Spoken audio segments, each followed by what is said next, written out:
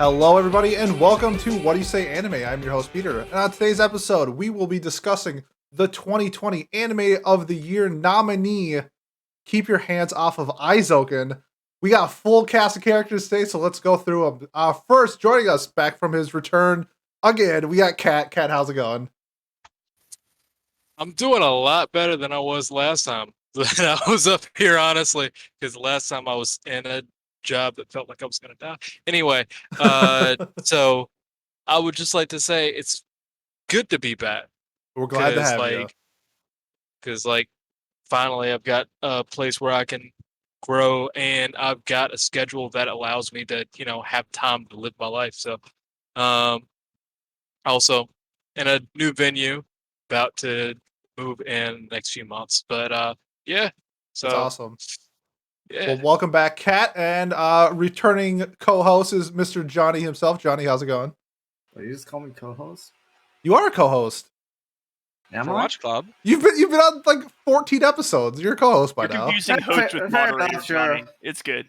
Pat and Yeah, Miles are the sure. moderators. You're a co-host. I'm doing good. You know, you all got lucky. You all got the skill seat about every Garden movie. Unfortunately, they don't give a damn about us Canadians.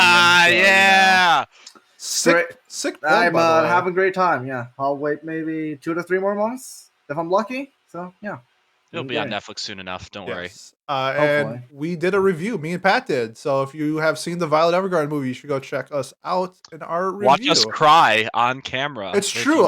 We both like almost broke down. Almost broke down. That was pretty crazy. But it was a great movie. Coming back as well is Mr. Hastic himself. How's it going? It's good. Life is good. Currently actually finishing up the last episode. Don't worry, it's only a few minutes. I'll be there for the convo. And I've, been running. I've been really happy. Slightly unrelated, but I'm really happy to announce that Miles is going to Evo next year. And I take full responsibility for it. That's so yeah, it's been good. It's been good. That's great. And our first Wait, is he moderator going to contend? Yeah, he's definitely contending. Oh, he's for the actually top 8. fighting in the tournament? Oh, Is he yeah. playing Smash? Oh, that's a bad joke. Yeah. Oh, I'm sorry. I'm sorry for the Smash community. My bad. That was Ooh, tasteless. got I'm him. sorry. Whoops. And joining us, our first moderator of the night, Mr. Jay Wong himself, Miles. Miles, how's it going? Man is born of action. He ought to do something, work at each step, awakens a sleeping force and roots out error. Who does nothing, knows nothing. Rise to work. If thy knowledge is real, employ it. Wrestle with nature. Test the strength of thy theories. See if they will support the trial. Act. These words were spoken by St. Aloysius Gonzaga. And as far as I know, there knew is that was no coming. Saint anything Baylor. So, fucking go Zags. Okay? Yep. That's what I have to say. Go Zags. This anime was pretty good. Go Zags. Yeah, for those who don't know, Miles went to Gonzaga, and we are recording this prior to the national championship game. So, depending on how the night turns out, could change in Miles' attitude before or after you view this episode. So, good luck, go Zags, go Dogs, whatever you say. And If our the Zags win, this anime is probably gonna get a fucking 10. maybe. It's probably gonna get a 2. And our last moderator of the night, the starting point guard of the San Antonio Spurs himself, Mr. Patty Mills. Pat, how is it going? Headbandless. So I don't know. Maybe I retired from basketball. I don't know. Has just gotta say, sick fade, bro. I love it. Big haircut game for the two of us, the two club members between our last 2 meetings. So we're looking good. We're looking fresh, and we're ready to talk about a show that also looks good and fresh. So yeah, sick transition, Pat. We are talking about Eizouken tonight, the keep your hands off Eizouken anime from early 2020 from the winter season of seasonals, made by the studio Science Saru, whose director, God, what was his name again? Let me pull that. Yusa Masaru? Masaki. Yuasa Masaki, I believe, is the main director for this series, and he's done a ton of stuff in the past that is very famous. So, I don't know, before we get too into this show, let's talk about our first impressions of it, as always. So, spoiler free. So, if you haven't seen the show yet, don't worry. But you want to know if you should watch it or not, you can listen to us talk about it real quick. Again, no spoilers here. First couple episodes. What do you think? What do you know about it going in? Whatever you want to say. Miles, why don't you start us as always? Sure. So I didn't know a lot about it, but I really like Science Saru shows, so I nominated it. So for my first impressions, I'm normally not like an animation junkie. I don't really care. I think books are cool. You know what I mean? Those have like no animation. They're just like words on a page. But for the first 3 episodes or so, when I was first getting to watch this, the show's animation like blew my fucking mind. I wouldn't shut up about it in the Anime Club channel on our Discord, in the link below. Sick plug. Yeah. It like I don't you know what I mean? It blew my mind. I was just like I had fun watching this show so much. Like I think I said the show could be about literally nothing and have no dialogue, and I would love it. So like that's just how impressed I was by the animation. Yeah. And lastly, sorry, would you recommend it, or I would assume Yeah. so, yeah. After all of that, for sure, no. Wouldn't recommend it at all. Yeah, no, I would Makes absolutely sense. recommend this show. I think it's very good. Yeah. What about Twilight? Would you recommend Twilight? There we I go. would, unironically. I think that we should have fun with ourselves sometimes. And that show certainly is able to be made fun with, or whatever. I don't know. That's a very kind way to put it. I like that. Kat, what about you? What are your first impressions of Twilight? So the offer still stands. If we actually do Twilight, my girlfriend will probably join in. We should. But going, We should do Twilight at this point. Maybe we should have done it for April Fools. I guess it's too late now, though. Ah, damn. That's right. Fair This is enough. our comedy nomination. We did nominations for a comedy show. I guess we can talk about that later on when we discuss the show. But go on, Kat. Sorry. Okay, so going back to Eizouken instead of Twilight, Eizouken for the first few episodes, I was not sure what I was getting into. All I know is that all I did was like read the synopsis and be like, "Hey, looks like they're making an anime. Cool, what's going on?" And then like I actually started watching it, and I was just surprised at how good it was. Like how the animation style, like just the regular frames per second for the animation versus the animation inside the animation. If you like through all of that, and how like the imagination was portrayed for the different characters, and like it was so good. I um like honestly, it was just such a fun ride for the first few episodes, and we'll get into like my thoughts on the rest of them a little bit later. But yeah, I would definitely recommend it. I would actually recommend it for people who want to get into like making their own like stock animation and shit like that. Maybe like going into making their own like independent anime or something like that, because that is really cool. Or even their own just art in general, or creating content. I think this highlights the three. It has three different people, obviously, as the main cast, but they all have very different takes on the process of creating something, right? And that's highlighted throughout the show. And I think that this helps you.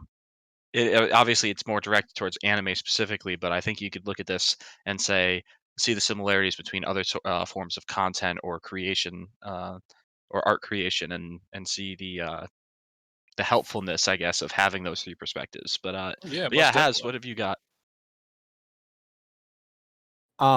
Yeah, so I started this show, and honestly, I would say like not to sound dramatic, but like I needed this show. I Yeah. think this show is like super important to anyone who creates, and I think it's very easy to see that in the first 3 episodes. Um, Sort of like what Pat and Kat were saying, you get introduced to these 3 characters, each of which show you different parts of the creative process, and they go into more detail um, with each of them throughout this series, which we'll get into later.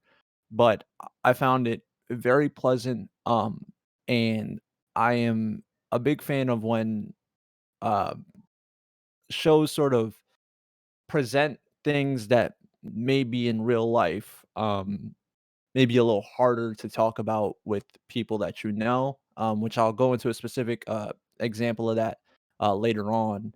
Um, but allow essentially like this place for you to talk about it with these characters and not have all the negative connotations and like personal feelings that people have, because art is a really personal matter to people who create it. When people criticize art in like the way people do things, a lot of feelings come up, and I feel like this show is a great fun way of exploring legitimate pros and cons on certain aspects of art, and like it's all there in the first 3 episodes. So I definitely had a lot of fun. Definitely way better. Wished I came back here and not Blood Blockade Battlefront, whatever. the fuck. Yeah, that was another show that we watched that showed the creative process in their own way, I guess, right? Or lack thereof. Yeah, there you go. There you go. Hey, that's part But of the creative process. You know, not every piece of art is quality, right? Not every piece of art is great. Man, why am I defending this show? What am I saying? I don't know. Johnny, what have you got for this?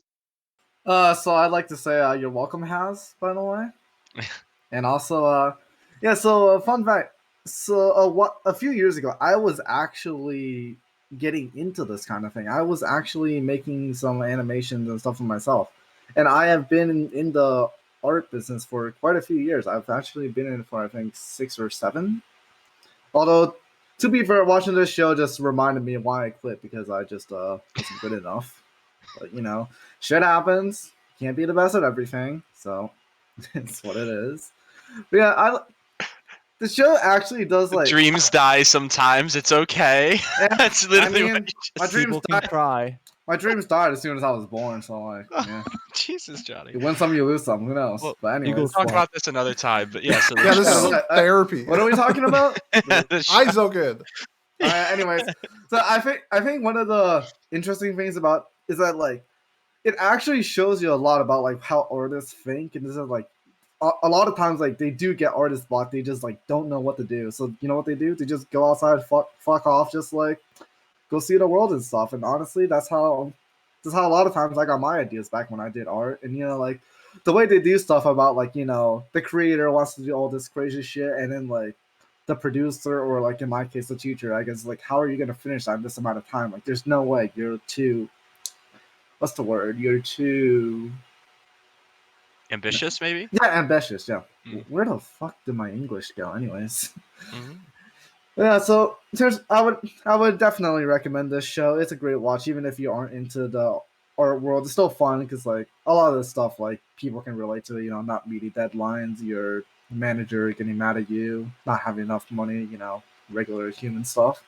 But yeah, I think that's a good point. That again, I think we kind of highlighted it with Kat or Kat's point, but yeah, like it. Even if you're not that into art or creating content, you can still relate to the struggles that they are feeling, and they also illustrate the struggles very, very well. I think all throughout the show, the difficulties from you know, because they're in the first few episodes, I'll bring them up like you said, running out of time, running out of money, but then also trying to create something specifically for someone else, like with the robotics club, they had so much difficulty trying to um, make their vision actually a thing, or define their vision that they were trying to create for them, because they didn't even know what they wanted themselves. You know, like it was so that struggle. I thought they highlighted that really well, because you know, if you go up to someone and ask them to make something for you artistic, like you have to give them enough to go off of to make what you want, because otherwise you're just not going to like it, or you're going to envision it differently than they do. I think that was a really good point to bring up. Pete, what have you got? So this is my second time watching Eizouken. I love the show, and my first impressions of it were kind of like Miles, where when it started off, I was just blown away by the animation, the directing, the voice acting. There's so many different elements to the show that I thoroughly enjoyed. And but my favorite thing about this show, and what set it off like immediately, is how the characters bring fun to the screen.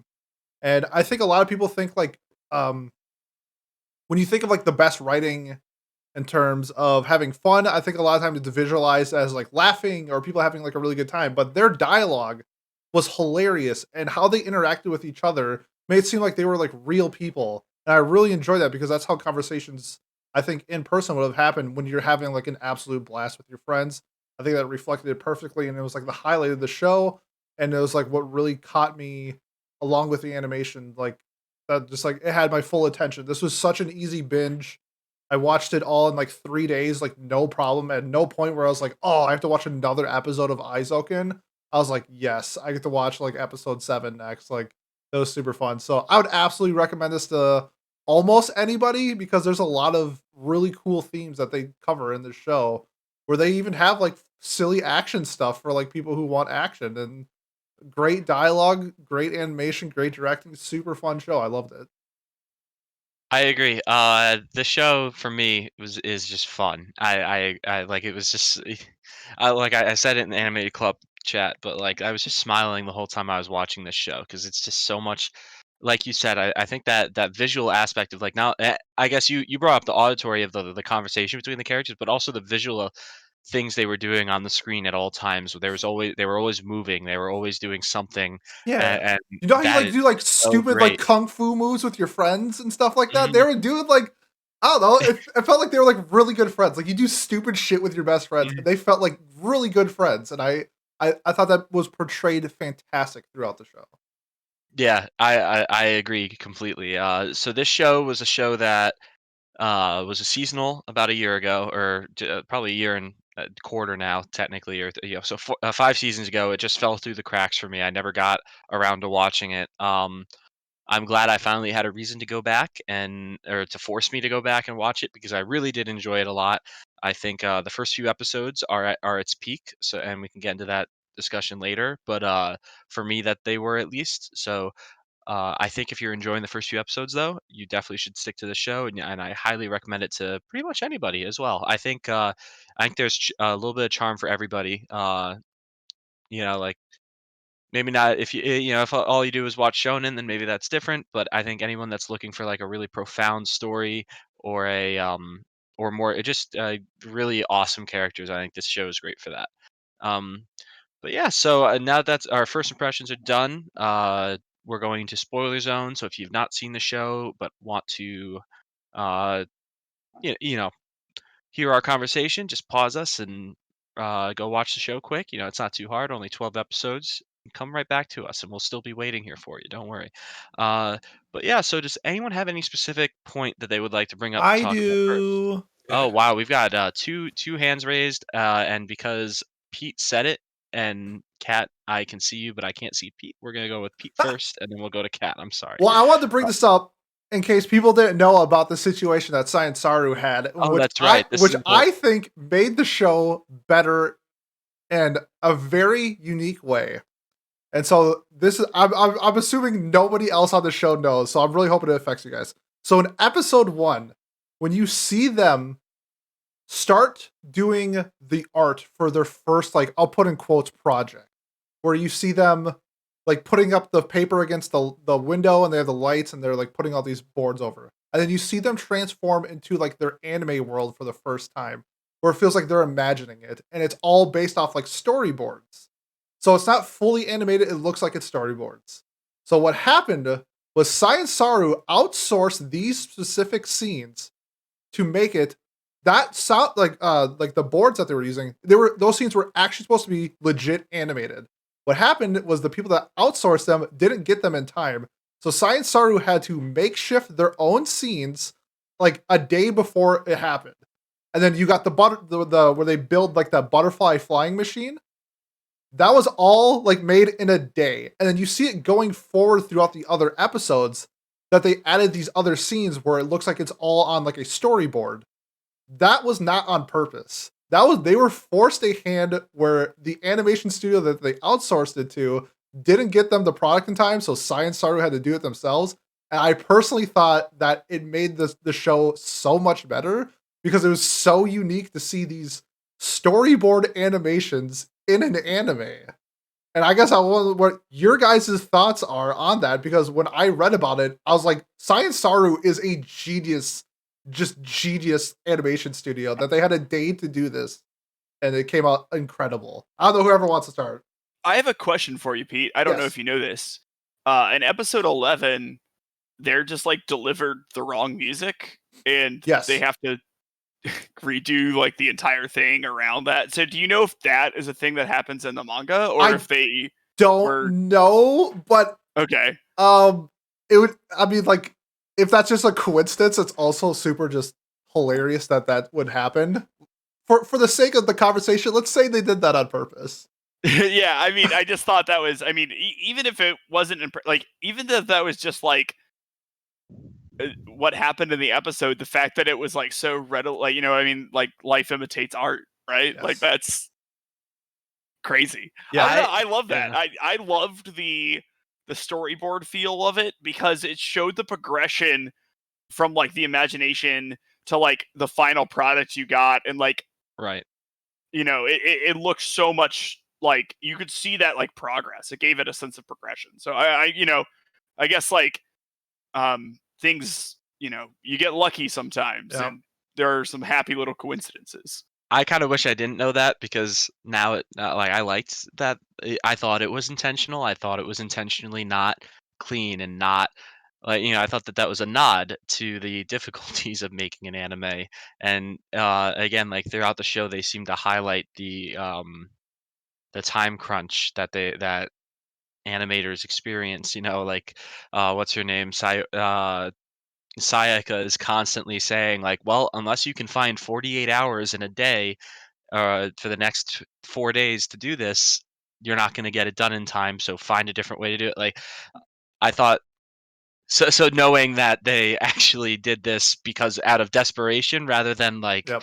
artistic choice, which of course there is still artistic choice involved in this, but it's not.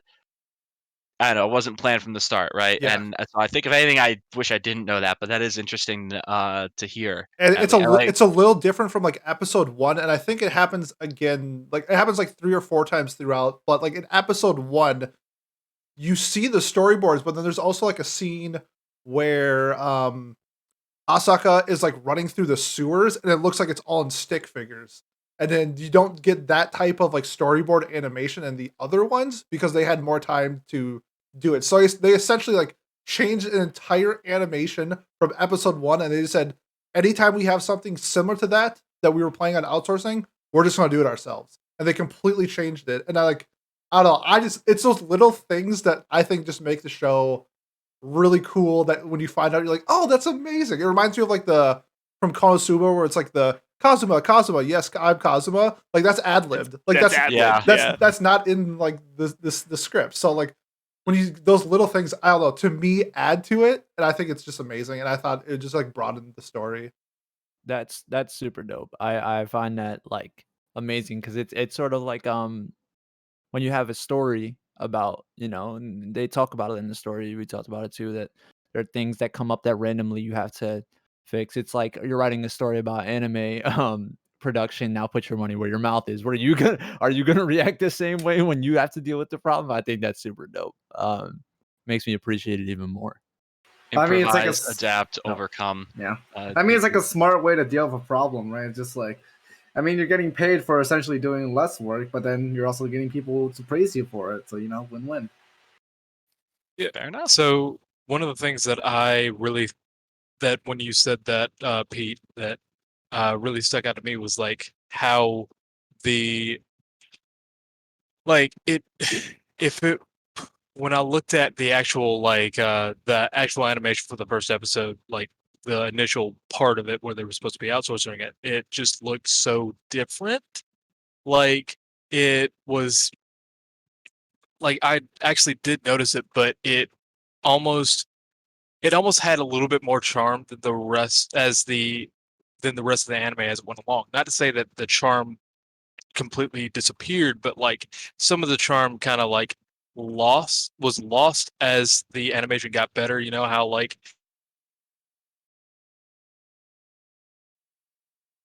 Speaking of loss, I think we just lost Cat. Yeah. Yeah. Oh, that is tragic.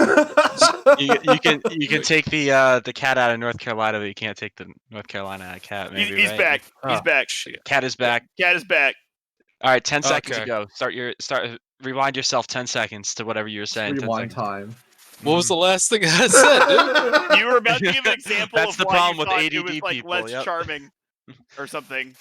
It's kind of like Yes. how in film festivals, like how how film festivals with lower budget movies have more charm than actual like full budget like movies kind of because they have to be a little bit more creative with what they're doing.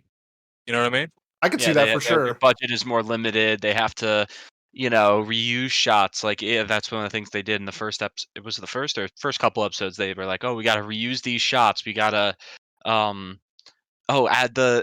And this way, it changed my perspective on a lot, or might change my perspective on anime in general now. Like, anytime there's like the beckoningly here, maybe my hand should be up here, like the beckoning white light blinding like someone on the camera.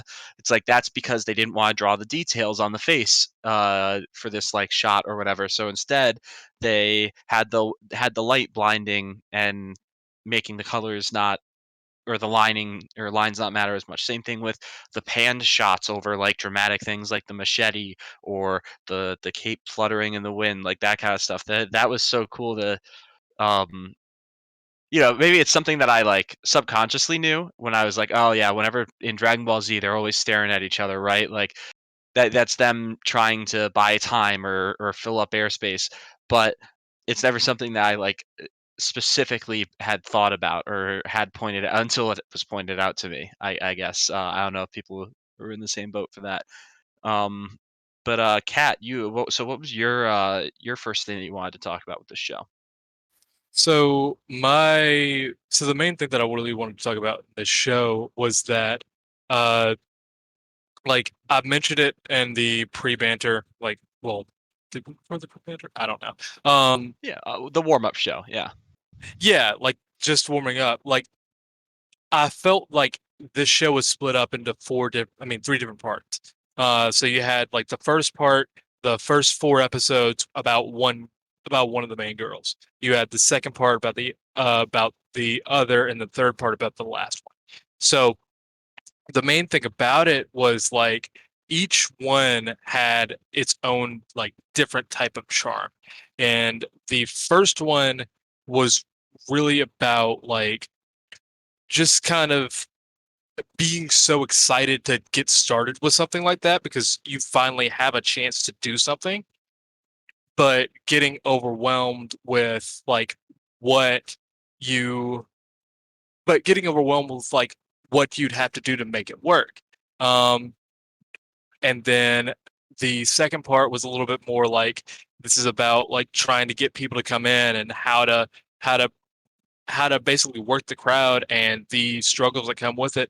Third part was really about like how it affects the other people around you. And like one of the things that I loved about the show was like each part highlighted a different each section of the show highlighted a different part of the show that meant like that story making and creativity can affect.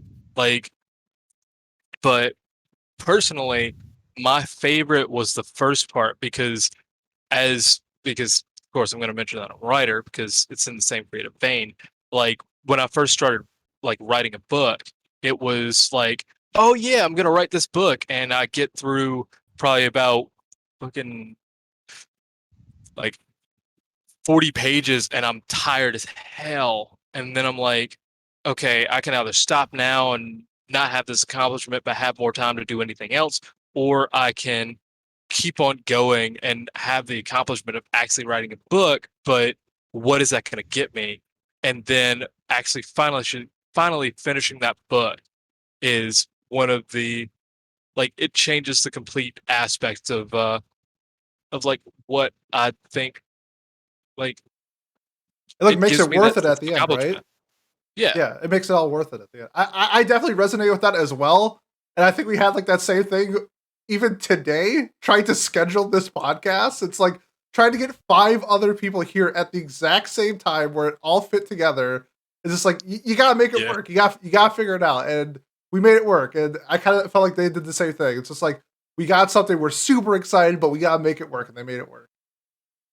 Yeah. And, That's and exactly what I mean. it takes different types of people. It takes so like in this show, it takes people with the creativity and drive of Asakasa and Mizuzaki, but it also takes people um with the The foresight know-how. and the know-how and the the prioritization skills of like that Kanamori has, who kind of just wrangles these two like wild animals grabs them by the scruffs of their necks and like drives them rather than letting them just continue to scatter all over the place and bounce around and work themselves to death and then not even have a finished product. That's why I know that's why writers have editors. That's why uh, TV shows have producers. That's why I know that Yeah. another analogy fits another analogy And there. we there's could not- we could all agree that Miles is the Kanamori of our group. Yeah. But Is can I that- make is just that one real? more? Yeah, you're the Kanamori of the group. Who does he choke though? Me, I'm Atsukasa for sure. Do you Can I like it? can I make just one Do you more like it or comment? no? I love it. Yeah, go ahead, Kat. So honestly, I feel because when we were in like the warm up show, we all like kind of resonated with a certain group of show, like the certain segment. Most of us, I think, resonated with the first one. But honestly, I feel like each of us could have.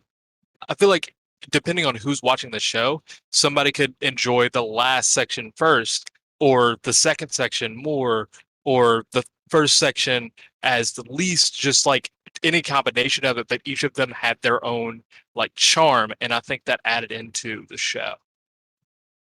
I think that's fair. Because so we talked about this a little bit before before we started recording, but I brought up how the show to me was at its peak or at its strongest in the first few episodes because I felt like it had the charm was fresh, right? The animation was different, but I really liked it a lot, and I think it fit the show perfectly. It's what made this show so cool.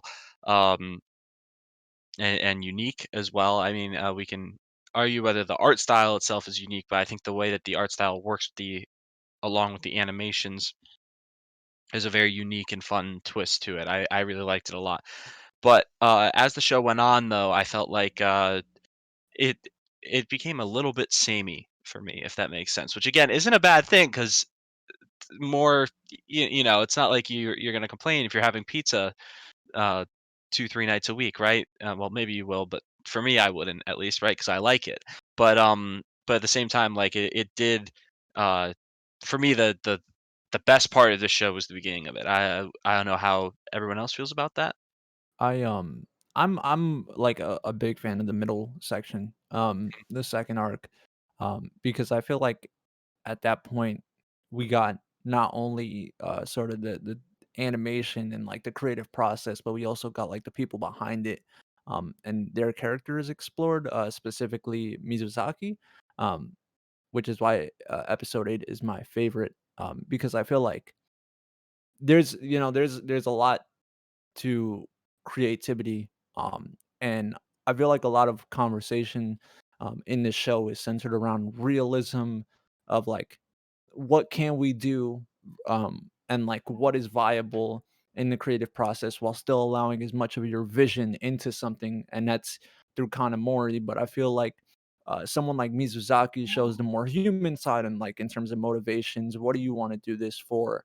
um and I feel like it was a nice change of pace because I feel like Kanamori kind of, and Asakusa, Imma just call her Midori.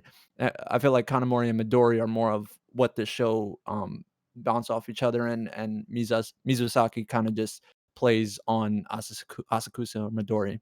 Um, so the middle section is great, and also, um, because there's a lot of, and again, like, as someone who, like, if you wanna make anything, I feel like this show is really for you because there's a lot of, um, things they touch on that are, like, anyone who creates probably had, like, a thought about, and I think the conversation on, like, parental support on what you're doing, versus, like, what they want from you was done super well here. Something I can personally relate to where, Midori kinda feels like she's being forced into this role, um, and by the end of it, when she finally creates something, um, and her parents can see that, like, she has a passion and is willing to work towards it, like, it kinda allows them to support, and then, there's this sort of, like, mutual acknowledgement that this is what we're doing now, and it's like, no one's ever painted as the bad guy here, really, hard in terms of the creative process, which I love. It allows for criticisms of art, which you can't do in real life because a lot of feeling is put into art and the things that people make. Um, and this show just allows them to criticize, like, why would the parents do this? Okay, they want like a viable lifestyle for their child, and this is a risk, and they haven't seen anything that would prove that this risk is worth it. They do something like that. So I don't feel like they were considered bad guys at any point in the story. It was just two different viewpoints, and I love that. All Yeah, right. so Yeah, so- Miles, go ahead. Yeah, so like I mean I think that like similar to that and what you said, Pat, was like, you know, when I first saw this, it like blew my socks off. But then like by the end of it, your socks are already off. So like, it just continuously do that. Like at first you've seen nothing like it, and then at some point you've seen 10 things like it, and it was like the previous 10 episodes. So like I definitely think that there was, like, I mean, as always with any sort of like technical marvel, there's some diminishing returns there, right? Like you get used to it over time. But like very much like I sort of thought like the emotional climax of the show was episode 8, where the following arc and episodes are just like I don't think I've seen Cat without glasses on ever, and it just my socks were off. Out of nowhere. I just holy Your shit. socks have been blown off. Wow. Again. Okay. Getting back on track. My God. You look so different without your glasses. And we're back on track. I just wow. You should get a nose piercing. I think that would really fit the aesthetic here. Just saying. So like, about this show, the last few episodes after 8, I think that they were just like a very similar story around 8, except for we were sort of getting Asukasa instead of what's her name? Mizusaki. Yeah. So like it was like a little like, from the first arc to the second one, they like ramp it up enough where like it felt like the stakes were different. But I felt like the final animation they made was like similar enough to the Robot Club animation they made that I wasn't like extra invested in it. I still wanted them to succeed and everything, and they had a few new issues crop up, but I don't think I just think it sort of like you had this peak and then it went like down a little bit and it just sort of like coasted its way to the ending. It didn't like fail or anything. I just don't think it attempted to like climax again is all. Mhm. So, I mean, I sort of agree with that general premise. I think that's fair. I- Kat, you got something? Go for it. So yeah, so I can completely agree with like what you were saying, because like is the way that it just seemed the way that you said samey, Pat, that kind of worked with it. It was just like it didn't really go with the whole like rising climax, and I mean the rising action and then the falling action and like the actual like writing plot. It was just one of those things that was kind of like, we've done this twice, do we really need to do it again, and like that type of thing. So but yeah, I just want to say I completely agree with you. Oh, thank you. It's nice to have people agreeing with you on the show. Well, I was talking about Matt, not Matt. Matt? fucking- Matt, I don't know why I said fucking Matt. I meant Miles. Miles and Miles- Pat are no longer the Miles same and Pat person. They're now a combined. fusion. They're now Yeah. a fusion. Yeah, you do our little fusion. Wait, are we doing it Wait, right? Do it this way. The viewers are the only ones who will no, know. you, I don't know. You guys did it right before. You guys did it right We before. did it right This before. way? All right. Again, the viewers are. Well, we'll figure it out when we watch the VOD back. Maybe we'll be like, doesn't it not even work in the show too? Don't they lose the earring or whatever when they're fighting Boo? I don't remember. I remember seeing it once when I was like 8 years old, and then never again. Dragon Ball and power scaling, Yeah, Yeah, irrelevant. Dragon. I saw Krill and it exploded, but It's back to Twilight. So we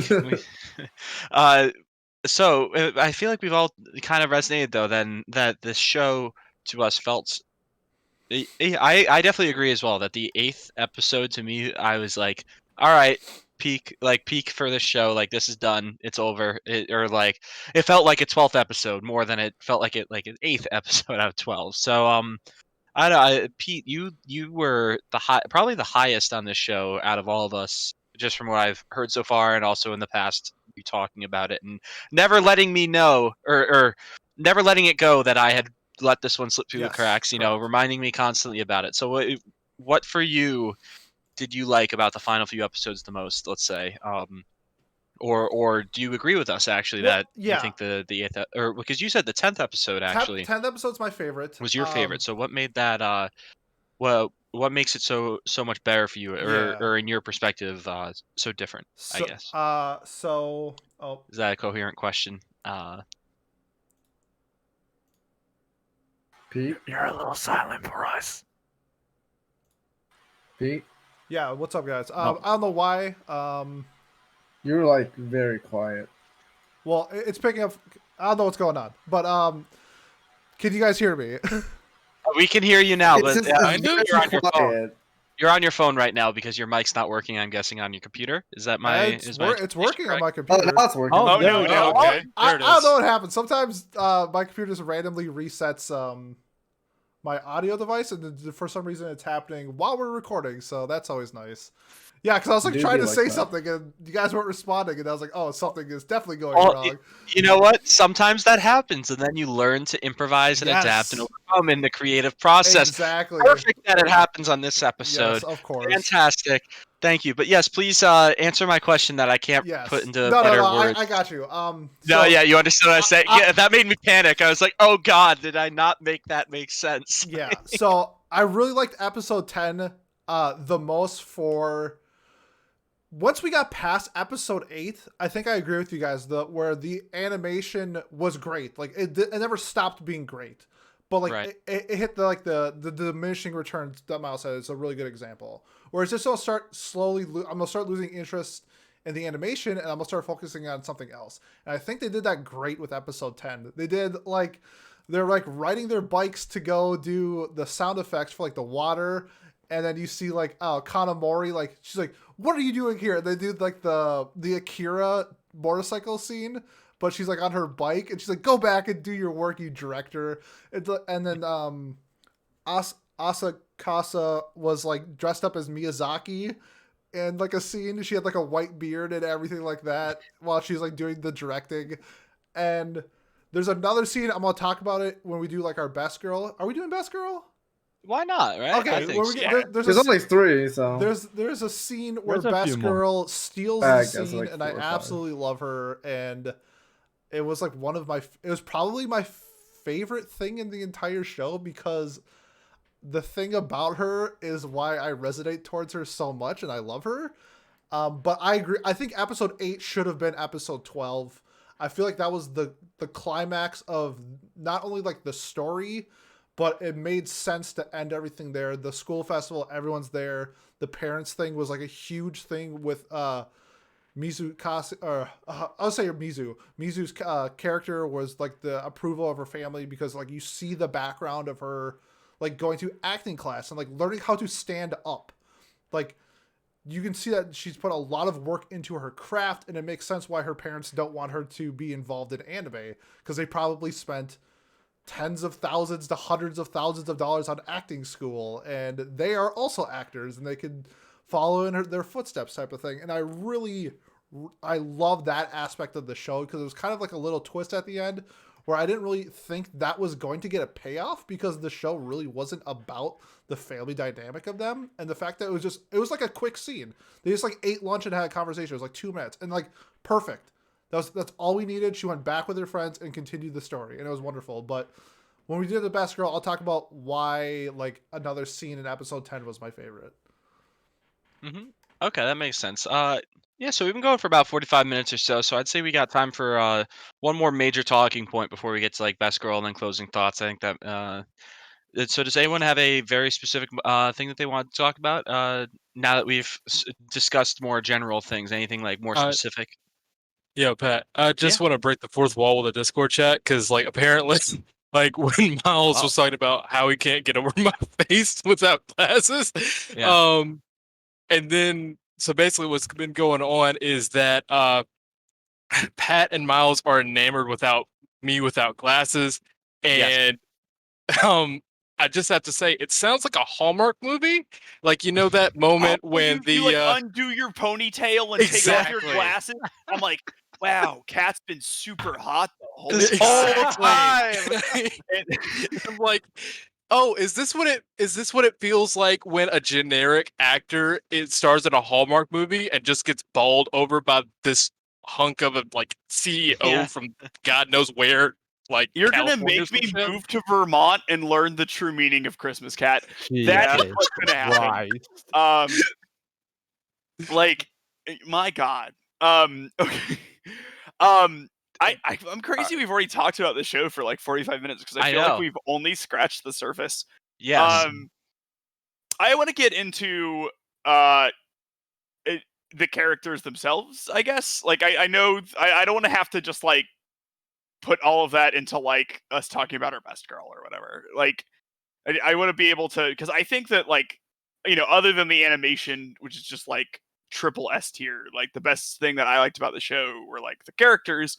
What I really liked about the characters were just like, I don't know, they seemed like super real, just like kids who were like really passionate about a thing, and Oh yeah. they went and did friend things, and they got Mhm. distracted sometimes, and they like were annoyed at like deadlines, and um they didn't Mizuzaki didn't like completely understand her parents. Like, they were not like the parents didn't even understand each other. Like, the mom was like, "Wait, why did you not want her to do anime?" And he's like, "Oh, I thought you didn't want her to. I thought."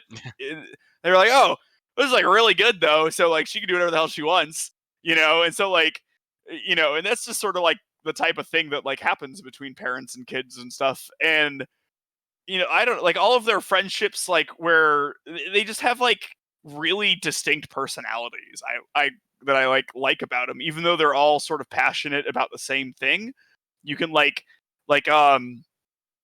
Asukasa and like her fear of like all of like the supernatural bullshit and stuff, and she has this like little backpack on all the time, and she's Yep. always like super prepared and stuff. There's just so many quirks about the characters that like really make them pop and bring them to life, and I really appreciated that about the show. Yeah.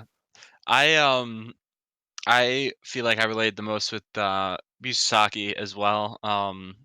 Mainly because, and I liked that her character because her parents are real parents. They are the parents that should exist in every anime and like every in real life that are driving you. And I don't know, like if I was telling my parents I was gonna be heading to heading to England to play fourth division soccer or something like that, or football as they would call it over there. Because you know what, I'm gonna make it big. I'm gonna be a soccer star.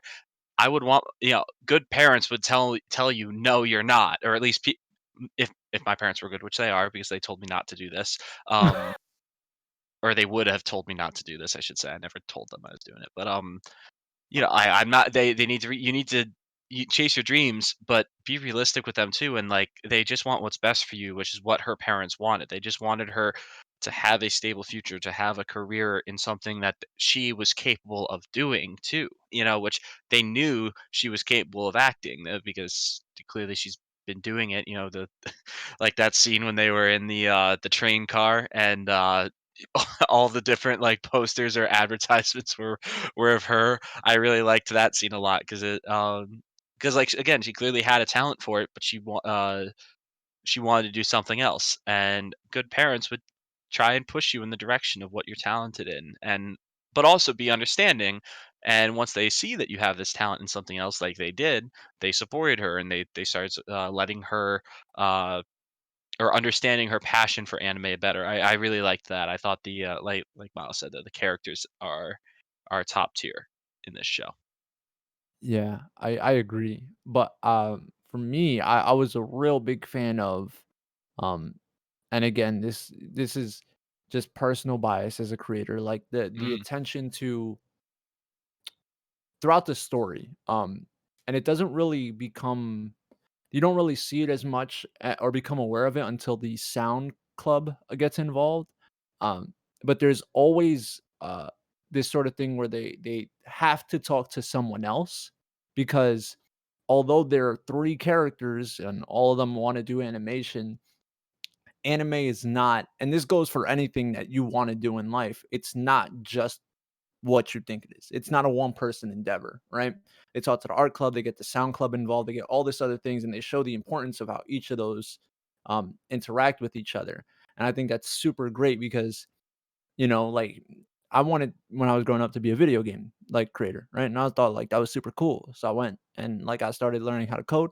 Now I was like, oh, you have to learn how to model too? Yeah, fuck all that. I'm good. Um, but like everybody's important no matter how small, and every small thing sort of comes together to make this amazing product. And I like that they showed it all.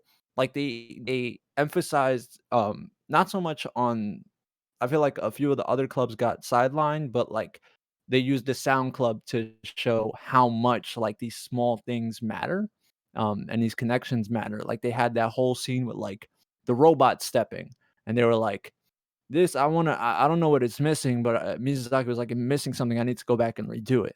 And it's like, "No, no, no. You did fine." And it's just like, "Let me throw this sound effect on here." And then you could and then they get like transported and it's just like boom, like it's just like wow, it adds all this impact.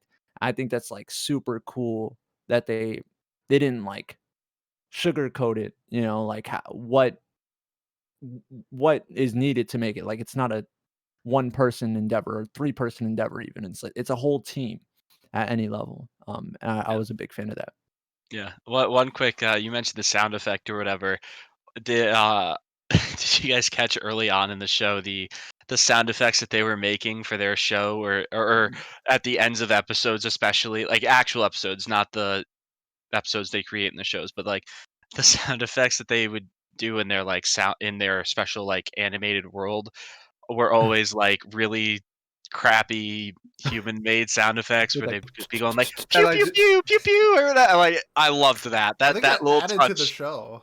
That's what I'm saying. It was great. yeah, it That's was my point. great. It was a great addition. was I really fun. loved it. It was really funny. fun. that added to the It made charm. me smile so hard every time that they were doing that. I just loved it. Again, the show. You smile. I smiled throughout the entire time I was watching the show. And that show is like, they always reminded you of what were they actually doing? Like they were making the art, but the sound was still, you know. Yeah.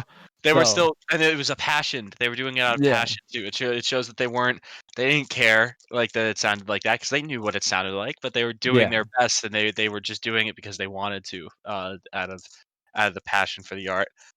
So yeah, I think now we've been going for a very long time. I'm surprised. I don't know. We have very nice things to say about this show clearly. So let's get on to best girl. So uh, I don't even know where to start with this one. So Miles, you get to be the lucky guinea pig. Who's your best girl? Yeah, sure. So, That's tragic. we lost We lost Cat. Cat. Fuck Okay, you, Cat's Cat. back. Cat is Cat's back. back. It's back. Okay. So, yeah, my best girl is Mizusaki. I think that, and honestly, I don't really know if the show was trying to portray it this way, but I felt like she was the most passionate person about it, and like, I very much respect like Kanamori's like hustle and her practicality and like all of that. And like in real life, that's like more how I am. Like I try to manage expectations and I do like low risk, like sort of like low, like high reward, like floor, but maybe like a low ceiling sort of things, whatever. And so I appreciate people who are just really willing to like put it all out there and try to get their goal the way that she was, where she already had something in the bag essentially with her modeling career, and she was willing to like, I mean, she had like 333 unread emails. She's like, oh yeah, I forgot about this thing I do that makes me a ton of money. Like, like, oh yeah. And like she was just like so passionate about wanting to be an animator, and like all of like the thought and stuff that she puts into it, and how she wanted to do everything like the hard way in order to make the best possible product, and all of that, I thought was like super admirable. Um, I she taught me a fuck ton about animation that I did not know, which I thought was really cool. Um, and so I guess I just really like admired her willingness to like take risks and to put herself in a position to succeed, because she tries so hard and knows so much and has learned, and like, there's clearly effort and repetition there. I think the moment for me that was like this big payoff was when we're seeing the robot skit, and the guy like has to run and like, like do his big robot thing, and he throws the tea into the sink on the way out. And it's like that motion she was enamored with. Like, she incorporated her passions into this project in like such a neat way.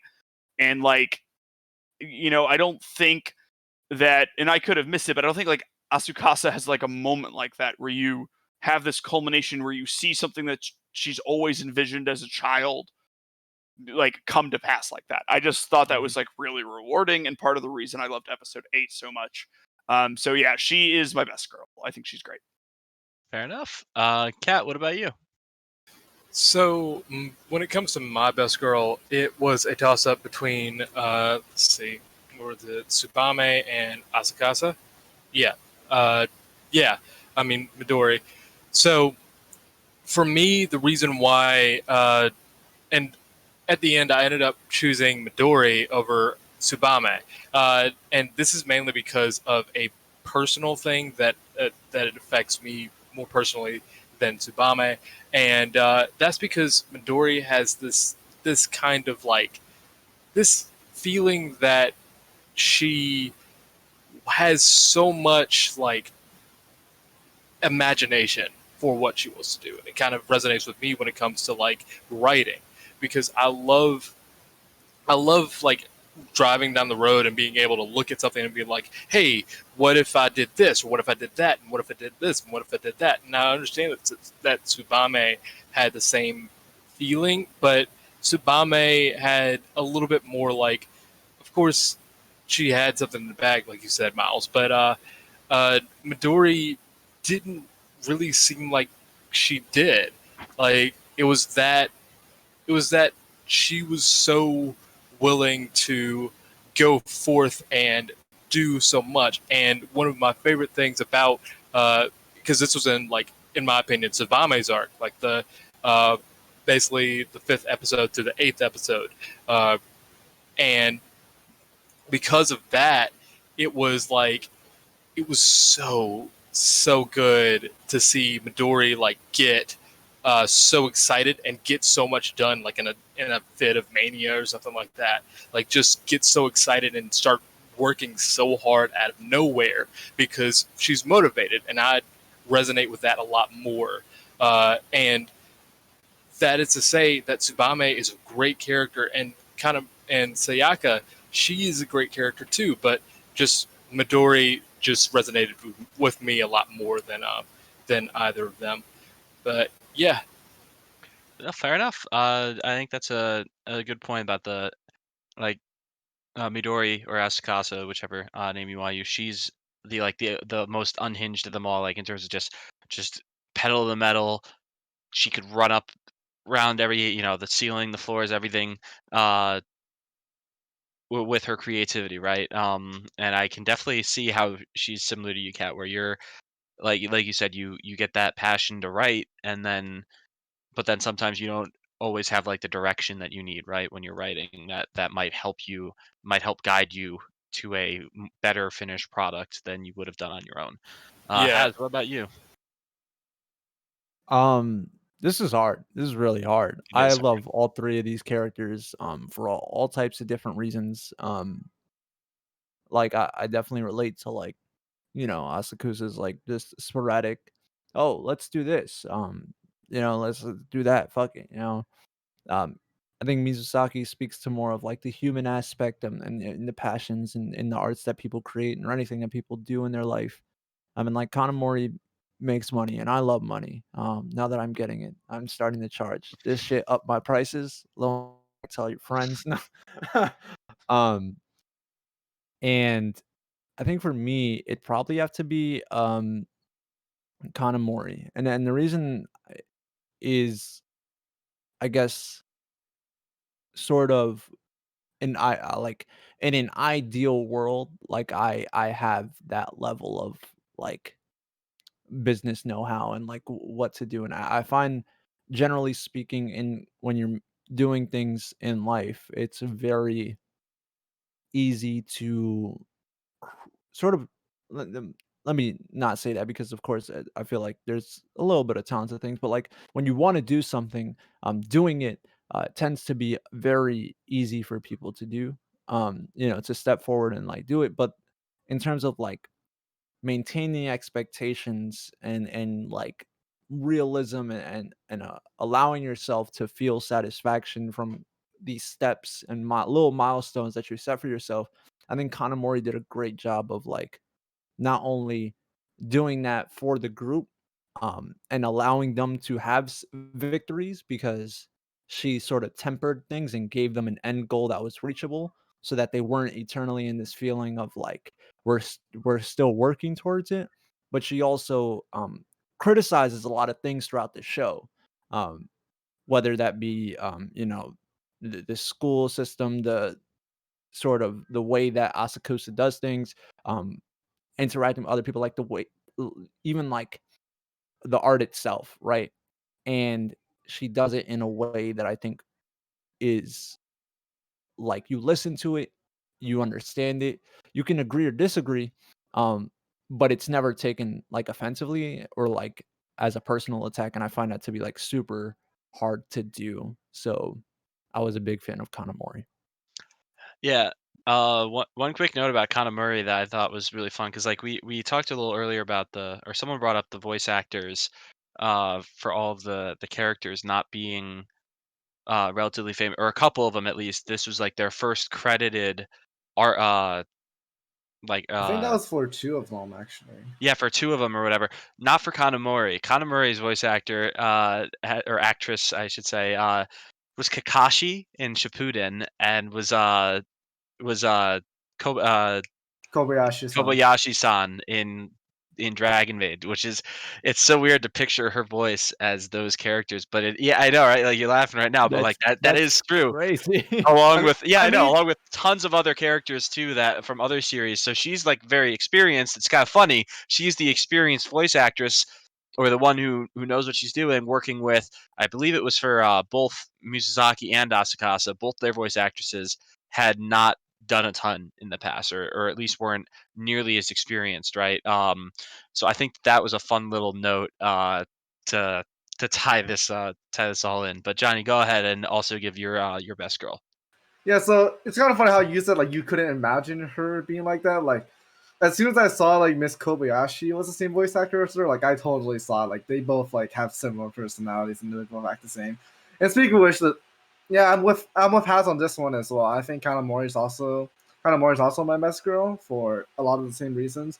Again, she's the one that has like toned down these girls whenever they get like too out of hand. It's like doing stuff that they reasonably wouldn't be able to do. And I think that's a very important skill to have, because obviously like in real life, like you want to do these things, but then you also have to realize that like some of these things just aren't possible. Just like no way you can do these things, and then to set like realistic expectations and to make sure that like you're not overworking yourself is also very important. And also like the way that she manages the problems, like so like she knows that she has like no artistic talent. So what she does is take on the parts that don't require that. Like she helps them out in ways that don't, I would say that, like she's not out here saying like, oh, your art is bad or something. Like she goes out, she like looks at it a different way. Says like, you need to finish this, you need to get this done, you need to like cut this part out so you have time to finish. You should add this so that audiences will like it. And I really like her way of thinking that way, because like at the end of the day, even if you think of it this way, when you're making a product for the rest of the world to see, you got to understand that like you got to look at it from their point of view. Like a lot of the stuff that you think is important, they might not value as much, and that's important to keep in mind when you're trying to sell a product and make money. Yeah, I think Yep. that's a really good part about her. I like that part too a lot. I think Miles said something similar, but I relate or I try to conduct myself as to Kanamori the most. But I think my best girl personally would be have to be Misuzaki. I loved her character arc the most. You know, like we've talked about a couple times now. Episode 8, the that felt like the finale of the show. Especially considering in the first episode, she, you know, the way that they meet is her running away from the responsibilities of her parents and like the acting aspects, right? That was how they first interacted, and I thought that that would have been a really good payoff for her character.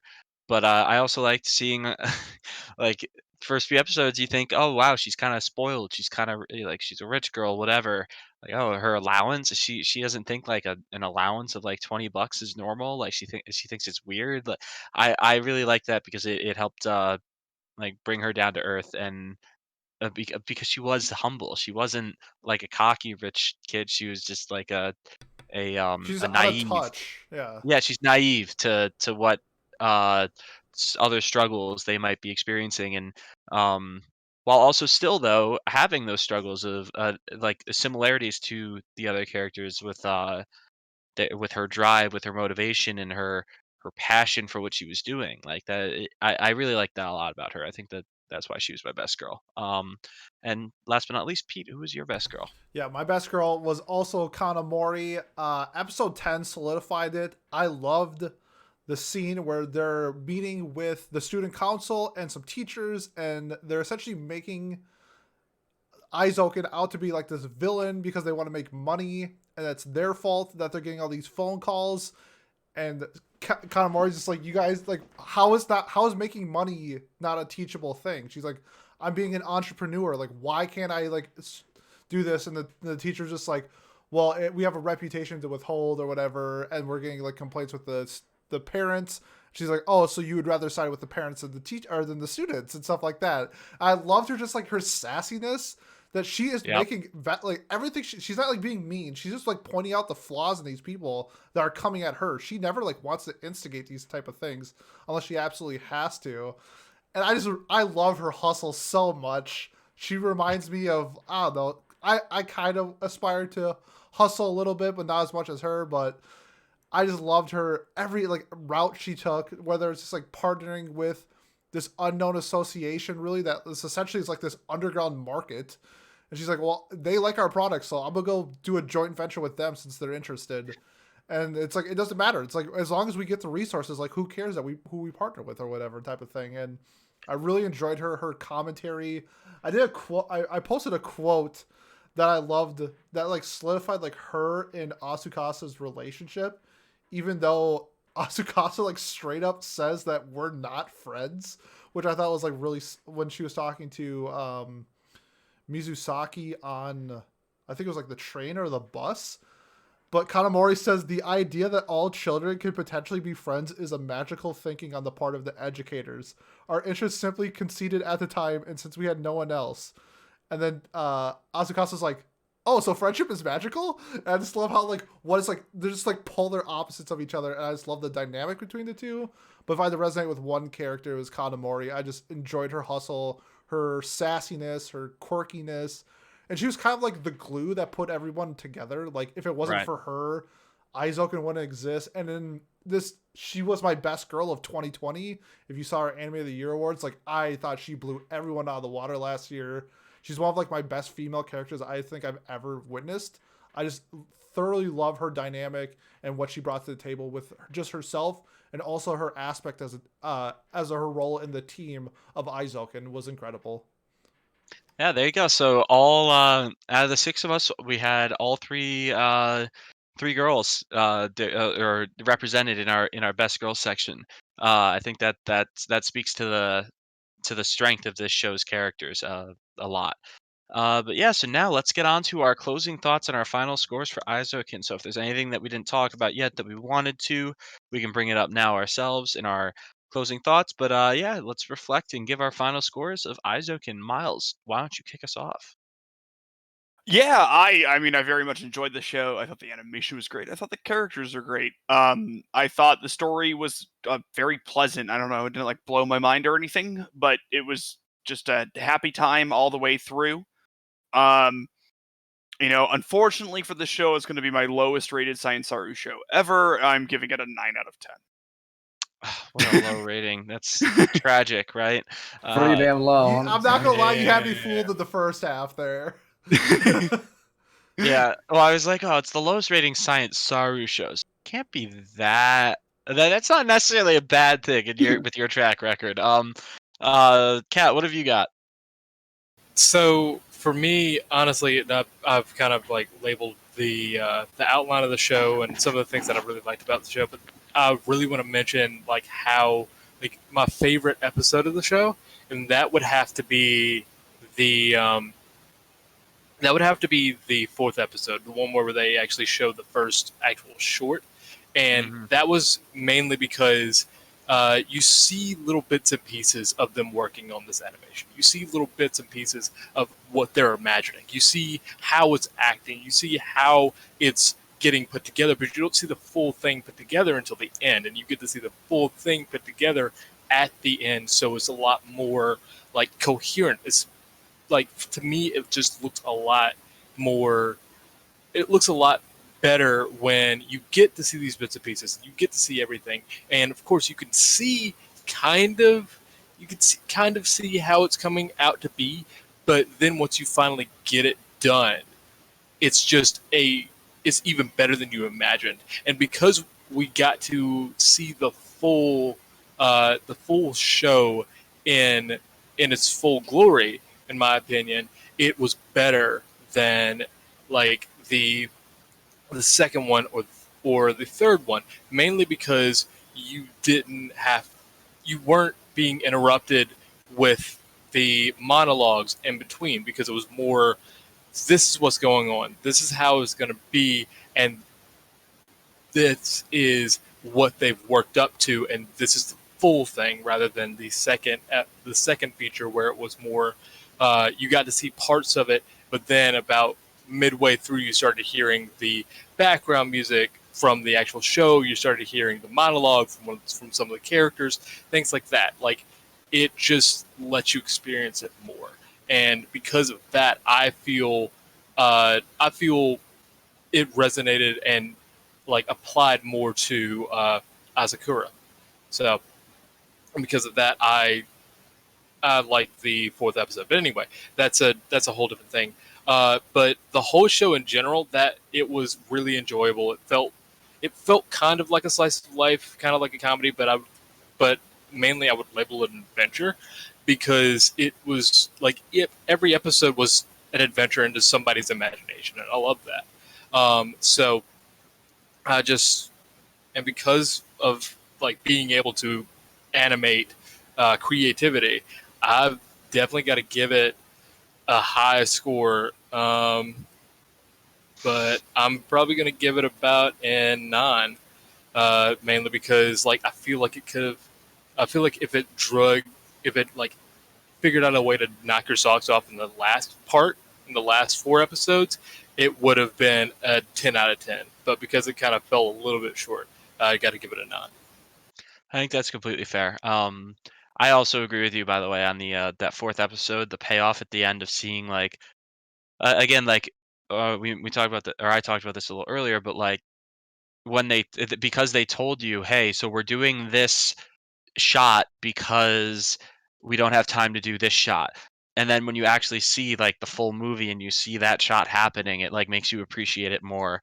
With like the katana or the light, dripping down from the sky like that. That I really liked that. Being able to actually see the full product. I thought that was episode 4 was probably my second favorite episode out of like the series because of that. So yeah, thank you, Kat. So you got a 9 as well. We're that's 2 so far. Has, what have you got? So this show, I again, like as I said in the beginning, I feel like I personally needed it. Changed my view on a lot of things. I think anyone who wants to make anything, not anime, just anything, should watch this show. I think this is a beautifully made show. And it's probably one of the most pleasant experiences in terms of like watching a show I've ever had. Um, what I will say is that this is kind of tough for me, and this is not to miles you and be like this is gonna be no, but this kind of set its own expectations too high, and we talked about it earlier where it feels like the climax was in episode 8. But that's not to say that episodes 9 through 12 were not amazing, right? You know, it's just you're following up episode 8. So I feel like that's kind of altering my view of the show. Um, so for me personally, I'm gonna give it a 9 out of 10, but that's like a super strong 9. Um, and it's not for it can't be a 10. It probably is a 10 to a lot of people. If you watch it, and and you agree with anything we say, you might see it as a 10. For me personally, I have been burned. I've been branded like guts when it comes to endings in anime after seeing yesterday for me. So I need something to restore that hole in my heart. And this, while not tearing it any larger, definitely kept it the same. So that's why I'm giving it a 9 out of 10. But it could be a 10 to you. Yeah, you should watch the Violet Evergarden movie. I think that'll the way it ends. I think will I satisfy don't want to you. cry. You won't. Well, You'll then cry. maybe you should You'll Don't watch it. lie You to cry. me. should. I You saw the should. messages. You I will saw the cry. messages. You don't should have to lie watch to it me. then. You should watch it. You should Can I- watch it to I- restore your faith. Yeah, go I ahead, wanna- Kat, quick. I wanted to add something else to for Haz's like analogy. It's kind of like having, say, somebody like Coldplay come out and then get them followed up by Vin Diesel. That type of thing. I see that as an absolute win. I don't know what you're talking I don't. about. I see. I love Coldplay. I'll die on. And I'll I die love on the Vin hill that Diesel. Coldplay is Followed great. up by Vin Diesel. Hell yeah, Vin Diesel rocks. Does Vin As a Diesel musician? sing anything? He does. Yeah. You should look it up on YouTube. And it sucks ass. Does Vin Diesel rock I'm- harder than Coldplay is the question.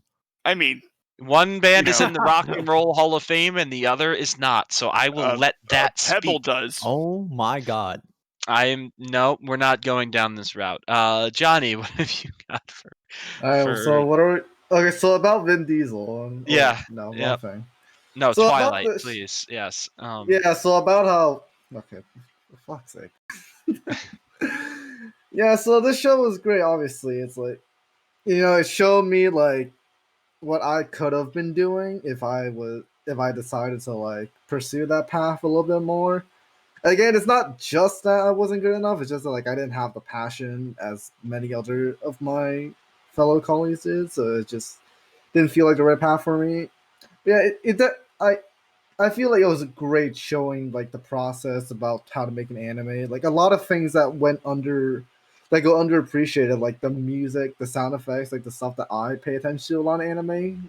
They paid attention to it in the show, and that's really great for me. But the thing is, I've said this before a lot of times about when I do these final thoughts.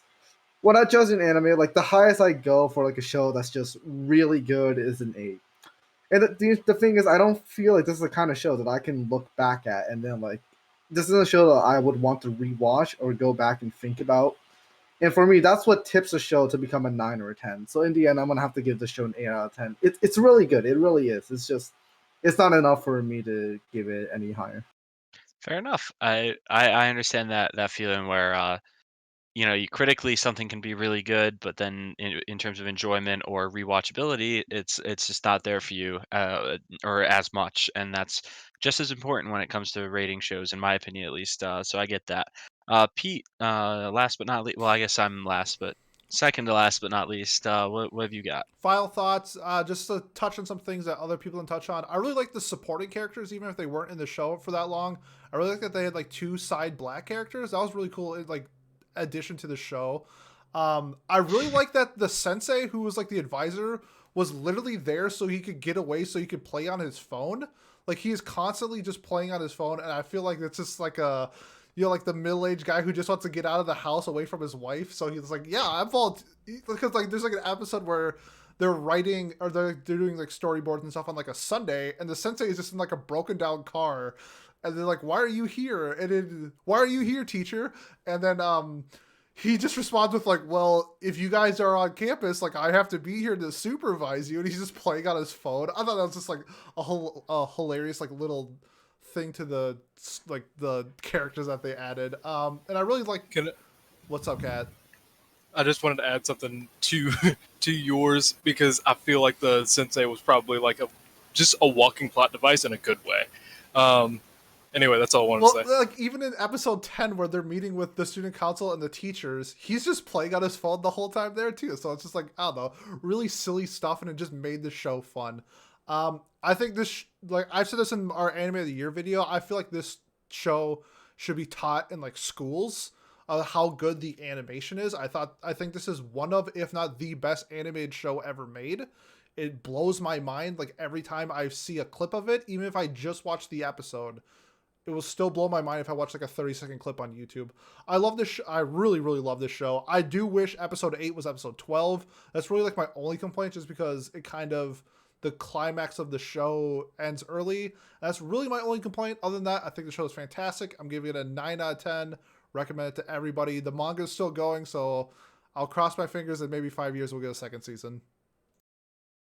So there we go. So 9 out of 10 is for you as well. That's interesting. I expected you to give it a 10 because you ranted so much about it, but I think that I agree with you. First off, I as well am giving the show a 9 out of 10. So we almost had nines across the board for this show. I think that's pretty funny, especially considering there were 6 of us instead of 4 like there have been in the past or wherever where we had like all the same score.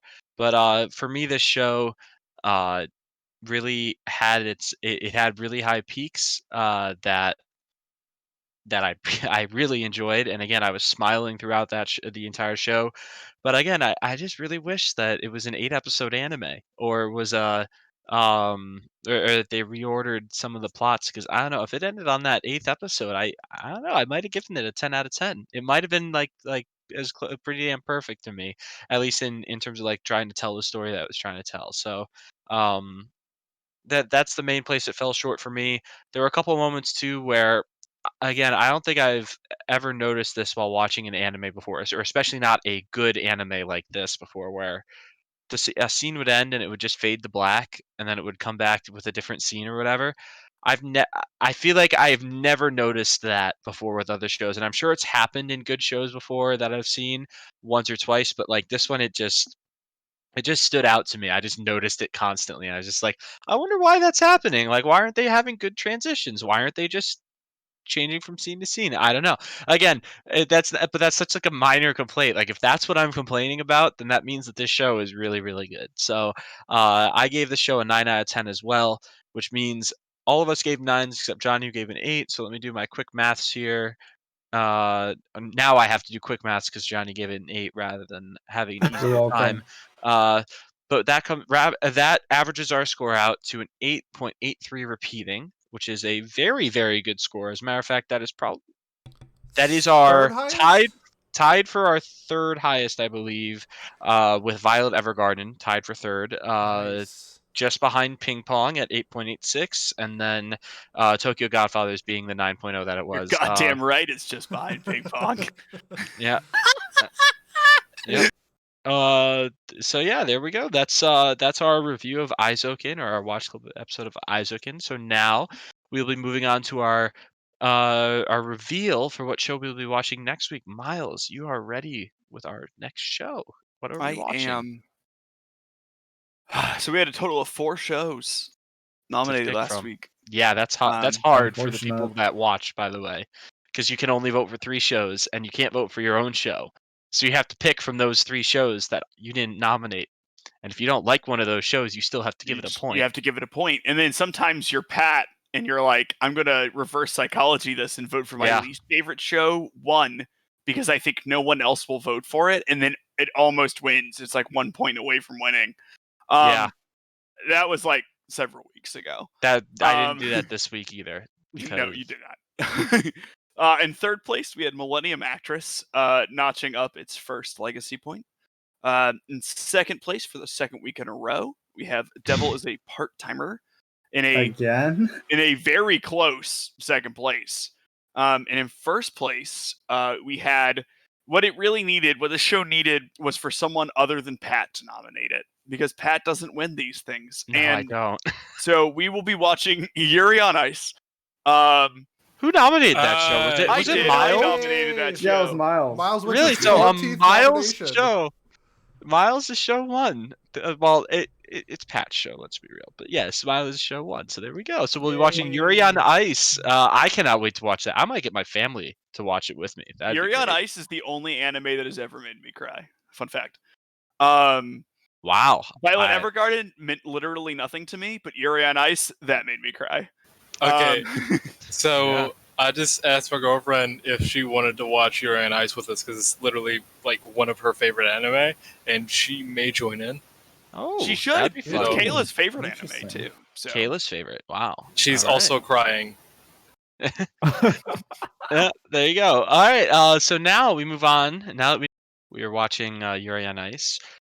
This is weird because I feel like I've won, but I still have. It's not like I have to come up with a new nomination for the next week. So this is a weird feeling. I like it. But yeah. So now we nominate our shows for the next week, which our next week, or our next meeting will be on the 19th of April, which means the following meeting that we're voting for will be May the 3rd.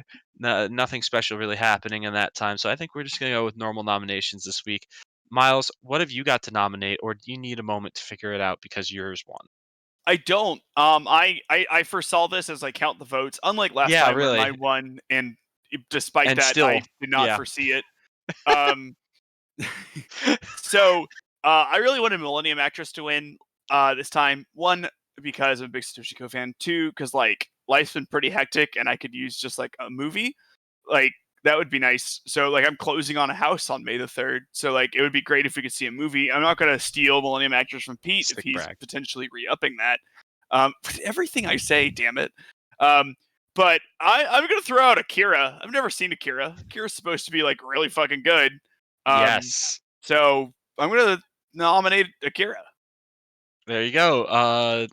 Akira, that's a great movie. That maybe we can get Kanye West to come on and Yeah, talk maybe about we it. can get Kanye. Kanye, we'll like fucking rep your cult, dude. Like, if you come on, like Sure. I love will your like music, legit yeah. like try to recruit people to your cult. Like, Shit, For, dude. for the people who don't get the reference, the song "Blinding Lights" is in reference to or like inspired by Akira. If people didn't know that. He has talked about his love for Akira like many times. Yes. So sorry for those that don't know enough about Kanye. But yeah, I he's thought he you likes talked about the anime election enough for a that he made second. Kim Kardashian watch the 02 anime. I forget what it's called. Darling in the Franxx. The Darling Zero in the Two Franxx, yeah, so- anime. Yeah. basically That just right. confirmed Miles doesn't watch anime. Yeah. It's the 02 anime. Let's be It's the real. Yeah. zero. It's the Ichigo gets fucked anime. Nope. Yeah. Wow. We're just still Bleach? working No, on. it's- We're still working on not swearing in the final few minutes of the podcast. We'll get there someday. People will learn.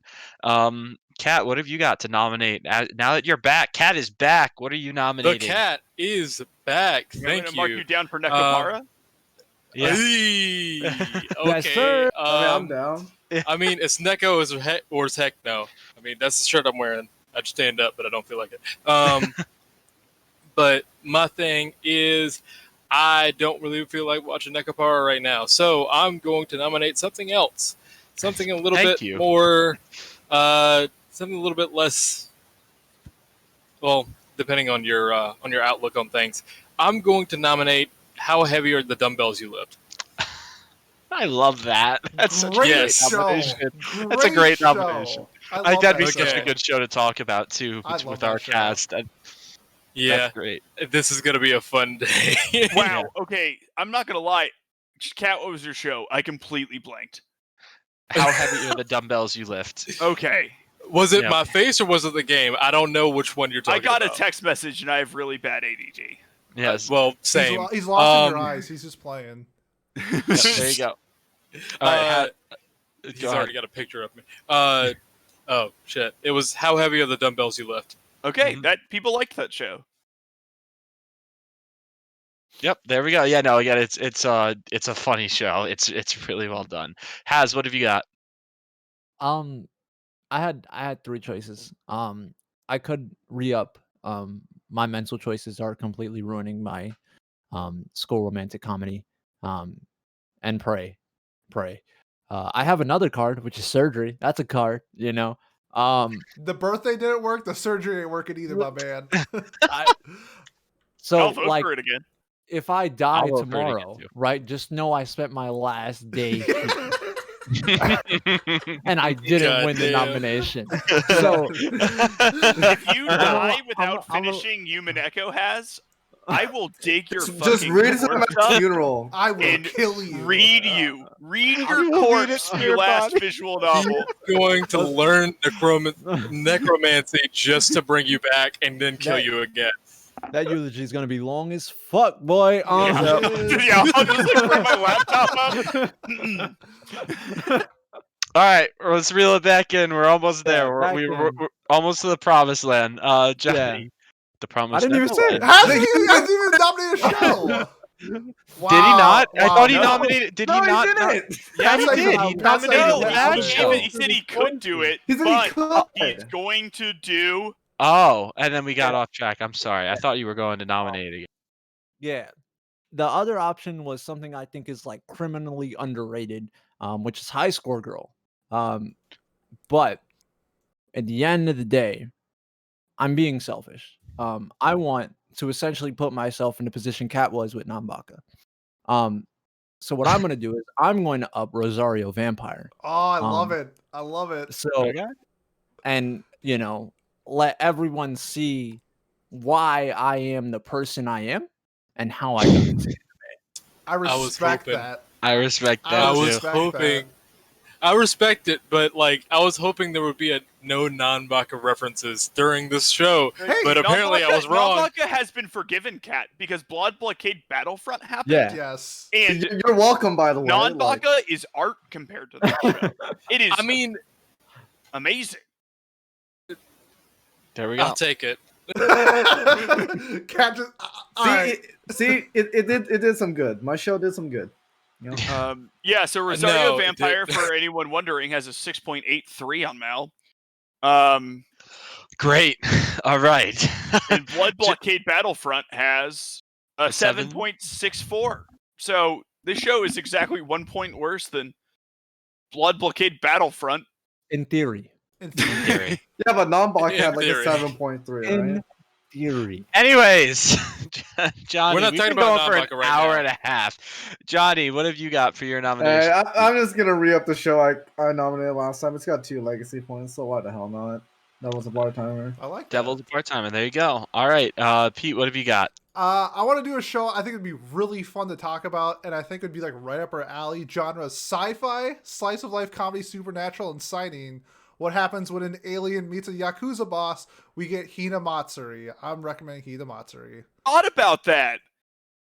Yes, no joke. I love that almost show. nominated that. You should have. There you go. Well, I shouldn't have, because then you would have had no idea what to do. I had Millennium Didn't we- Actress in my pocket. Yeah, you should have done Millennium Actress. I even gave like a pitch, like, please nominate movies, people. I caught the hint. I just said no thanks. Here we go. All right. And last, I'll go last. Obviously, I'm gonna just re-up now and then, here and there. It's got again legacy points up the wazoo. It'll win eventually. It's pretty damn cool. Inspiring show apparently for a lot of different shows in the past. But yeah, You So there we go, sound those so are sad. Did it inspire SAO? it inspired a lot of isekais. it's So a yeah, it huge kind of did. influence to isekai. Yeah, it's like it's a classic. It's a classic show. So I really hope we get to watch it someday. But yeah, either way, I'm happy though. Yuri on Ice, that's exciting. I cannot wait to talk about that show and finally watch that show.